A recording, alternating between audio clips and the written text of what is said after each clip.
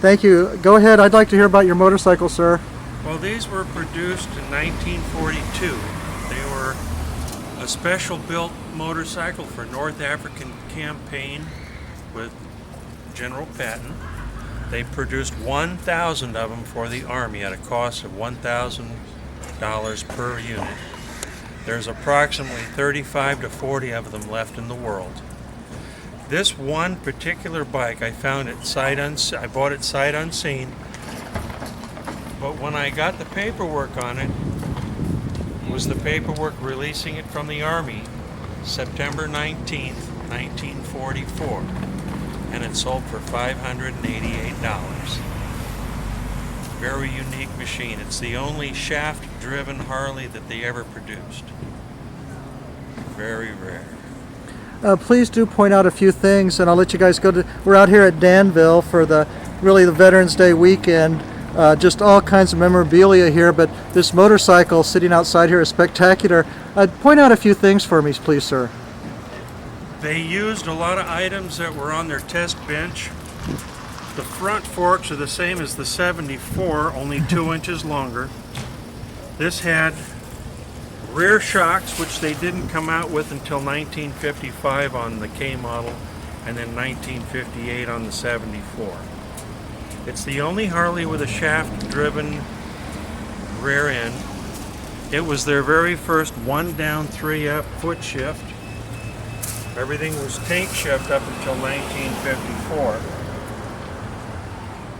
The spark plugs that they used weren't available then, but it uses the same spark plugs they use in the engines today for the big Harley Davidsons. This had the very first centrifugal advanced distributor, and the battery that they're using in these became the police battery for the police units later on. It's the first welded frame that Harley did. Harley frames were sweated, braze sweated up until 1973. A few changes. And it's an opposed cylinder engine. The tanks are different than the other 45 cubic inch that was the one that claimed to win the war. But this gave you 2 1/4 gallons to get out in the middle of the desert, and another 2 1/4 gallons to get you back to base, which is a nice thing. Well, this restoration is spectacular. What have you done to your bike here? This leather, and it's just incredible how complete this motorcycle is. The leather was replicated from patterns. The leather was completely gone, but it had been stored. Well, it had been in storage from the day it left the Army, September 19th, 1944, so it needed paint, it needed leather, it needed rubber, sure, everything else, but well, you must have had some of the leather, like you say, to make patterns from. Or another fella in Australia had patterns. He had made them for another machine, so he had the patterns and was able to make them for me. Well, bless his heart. Well, thank you. If you want to give your name, you can, but we're out here at Danville. Is this your wife? Well, this is Chris. Hi. Thanks for coming out here today. And I'm Dennis. I'm Dennis Gill.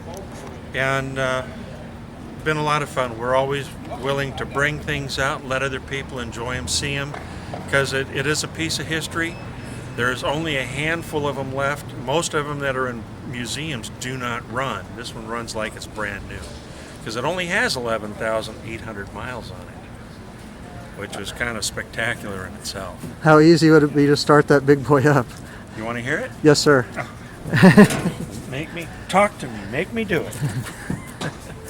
And thank you so much.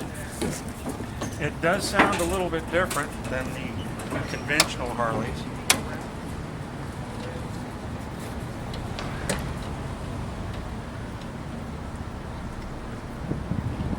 Make sure it has a little bit of fuel.